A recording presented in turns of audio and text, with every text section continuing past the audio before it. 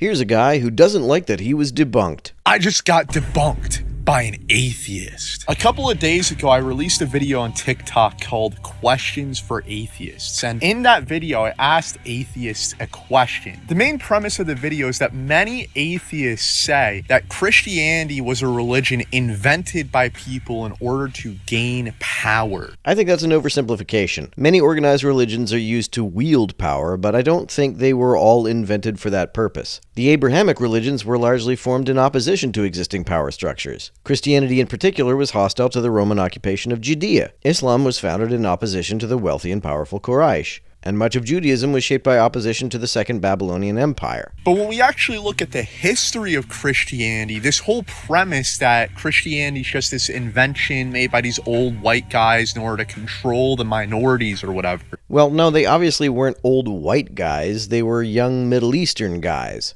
It's totally debunked. So let me play the video for you in case you haven't seen it, and I'm going to show you the Atheists Response. If you're an atheist, let me ask you a question. Imagine you told a lie and people went to kill you over that lie. And they hold a knife to your throat and they say, admit you're lying or we're gonna kill you. Would you admit that you were lying, or would you just say, no, it's true, and risk getting killed? Personally, I would just admit that I was lying so that I could be spared. But see, the early Christians, the people that walked among Jesus, were killed, brutally murdered, and tortured for what they said about Jesus, that he rose from the dead after he died. Oh, I see. It's this moldy old chestnut that the apostles wouldn't die for a lie. Well, first of all, we don't have any records that the apostles were martyred for saying specifically that Jesus came back from the dead. And many of the records depicting the deaths of the apostles at all were from the Apocrypha. Those were scriptures that were under consideration for inclusion in the New Testament, but they were left out because even the folks compiling the New Testament didn't believe they were reliable. To the extent that the followers of Jesus were martyred at all, it's unlikely to have been because they insisted that Jesus rose from the dead. Jesus rebelled against the Roman occupation of Judea. Those of his followers who were martyred were more likely martyred for that, not for their belief that Jesus was resurrected or that he was God incarnate. Dark Matter 2525 has a much longer video going into more detail about the depictions of the deaths of the apostles.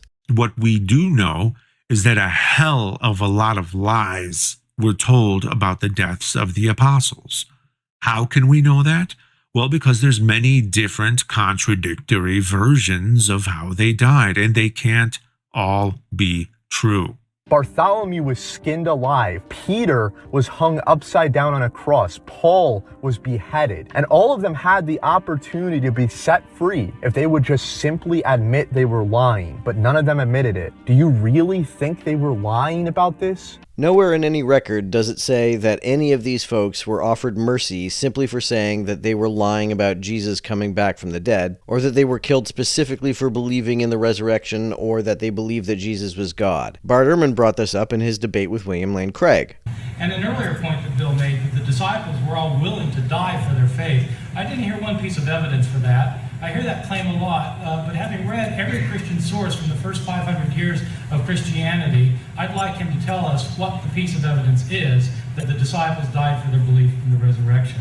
Now, the point that I'm making in my video, right, is that these people are dying for their beliefs. They're suffering persecution. Citation needed. Nowhere does any record say that these folks were martyred specifically for their belief that Jesus rose from the dead. Not even the Apocrypha that described their killings. And those Apocrypha weren't even considered reliable by the folks who compiled the New Testament. And the particular people that I mentioned in this video were the inventors, the creators of Christianity, the disciples and the apostles. And many atheists claim that these disciples and apostles basically invented the character of Jesus, or invented the story that he rose from the dead. Of course, this is what Jews claim. They claim that Jesus's resurrection was faked. I don't know that it was faked necessarily. There are many possible explanations for the resurrection story. Maybe it was faked. Maybe it was a case of mistaken identity. Maybe Paul and the gospel authors experienced delusions or illusions. All of these are more plausible than the idea that a guy came back from the dead. Maybe Jesus even survived. The historian Josephus, in his autobiography, says that he once lobbied to have 3 people removed from their crosses, and one of them actually survived, so this is not unheard of. And so the point that I'm making is that the fact they were willing to die for this claim that they saw Jesus physically rise from the dead with their own eyes proves that at the very least, it's not a lie. Well, you mentioned Paul, but it isn't clear that he saw Jesus with his own eyes. The book of Acts says that Paul saw a light and heard a voice claiming to be the voice of Jesus. Still, there is no record that Paul was killed specifically for claiming even that. They were being sincere and truthful about what they thought they saw. But an atheist responded to my video, and this is what he said. If you're an atheist, let me ask you a question. For anyone wondering what the question was, why would people lie who were the followers of Jesus just to be tortured and unalived? Simple answer is they didn't think they were lying. People are tricked to believing certain things, believing people are apostles, and they're willing to unalive for it. It's not a special thing. If you want to talk about people being unalive for their beliefs, Waco, Texas. People genuinely believed that their leader of this cult was the return of God. And after multiple warnings, they never left. They full out believed that he was God. This doesn't seem to be a debunking of the original point. It seems to be conceding the point that the apostles were unlikely to be lying rather than debunking it. And they all unalived for the sake of their belief. I know it's a Wikipedia article, but Heaven's Gate is one that I bring up on my debate. They genuinely believed that this comet was an alien that was going to whisk them away, but in order to be whisked away, they had to, well, you can see it right there. But before doing it, they did genital mutilation. It was pretty brutal, but they fully believed it. Jim Jones is another cult leader where he had a massive amount of people unalive for their belief. Again, they believed him full-heartedly that he was telling the truth and that he was going to give them eternal life. But do you notice the constant theme? The people who followed these cults fully believed what they were saying. But you don't think they're true now, do you? The same way with these apostles, if they existed, I don't claim that they didn't, but if they did, that's probably the same reason why. They were wound into this cult. They believed full-heartedly what Jesus was telling them, and they stuck to it. Now, I don't believe the miracles are true, and a lot of the times they weren't witnesses to these miracles. But yeah, people are tricked into believing wild, wacky things.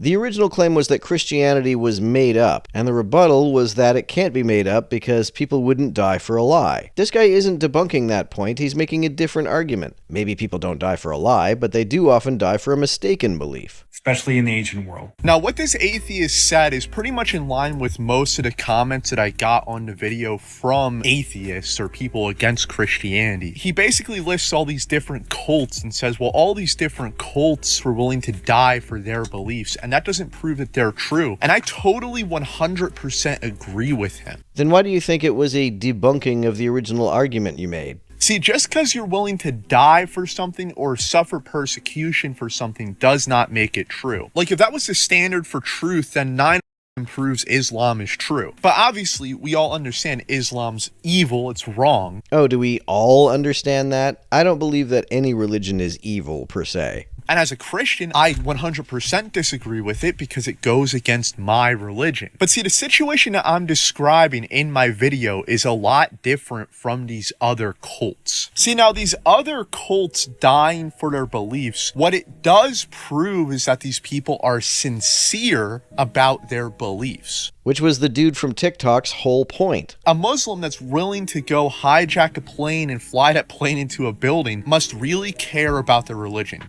assuming that happened. And so it shows they're sincere about their beliefs. But just because someone's sincere about their beliefs does not make those beliefs true. But with the apostles, it's a very different situation. See, the apostles didn't just have a strong belief that Jesus was the Messiah or that Jesus was God. They had a very specific set of beliefs. And the fact that they were willing to die for these specific beliefs should really make you question, why would they be willing to die for these? Again, there are no records that say these folks were martyred for the specific belief that Jesus was God. Even Jesus wasn't martyred for believing he was God. He was martyred for declaring himself King of the Jews, which, because Rome reserved the right to say who the King of the Jews was, at the time it was Herod, was effectively an act of rebellion against the Roman Empire. That's why the executioners mocked him by putting a crown of thorns on his head and a placard on his cross that said Jesus of Nazareth, King of the Jews. Later Christians didn't want to be persecuted, so the depictions of Jesus' trial shifted the blame onto Jewish religious officials who wanted him to be executed for blasphemy, and portrayed Pilate as being reluctant to execute him. Nonstampcollector has a great video about this.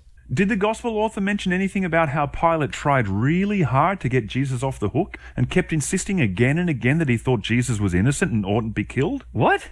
There's nothing in the Gospel about that. Yeah, well, see, that's what I'm saying. He appears to have left that out. But that doesn't mean it didn't happen, so you could include that. Hang on, so you want to insert something new and simply claim that the original author decided to leave it out? That's not how it works, man. Sure it is, man. You're writing up a new copy. You can put whatever you want. Focus the blame away from Rome and more on the Jewish chief priests and leaders.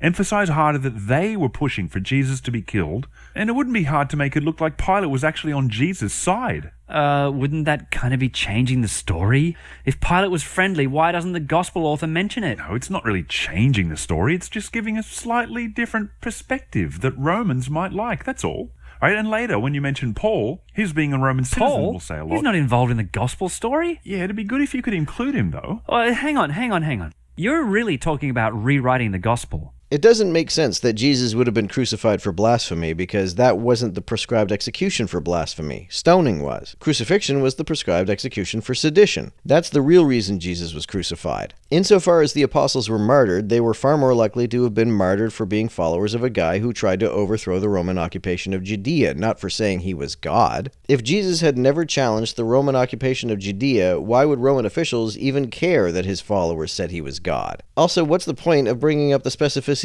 of the beliefs? Were the beliefs of the Branch Davidians or the Heaven's Gate folks not specific? So if we open up our Bibles to 1 Corinthians 15, listen to what the Apostle Paul says. I delivered unto you first of all that which I received, how that Christ died for our sins according to the Scriptures, and that he was buried, and that he rose again the third day according to the Scriptures, and that he was seen of Cephas and the 12, and after that he was seen of above 500 brethren, of whom the greater part still remain until the present, but some have fallen asleep. And after that he was seen of James, and then of all the apostles, and last of all he was seen of me also. Now 1 Corinthians 15 is written by the Apostle Paul, who was a man who was a little bit younger than the other 12 disciples, but he was alive to be a contemporary with Jesus. And what he claims right here is that he saw Jesus come back to life after Jesus died with his own eyes. Again, that's hard to square with the account in Acts, and you seem to be shifting the goalpost here. The guy against whom you were arguing made the point that people sometimes die for mistaken beliefs,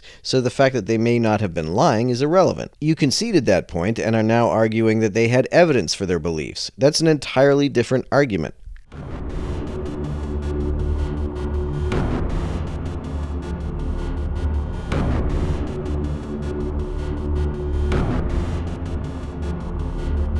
To everyone who helps me out on Patreon, you're a big help. Thanks so much.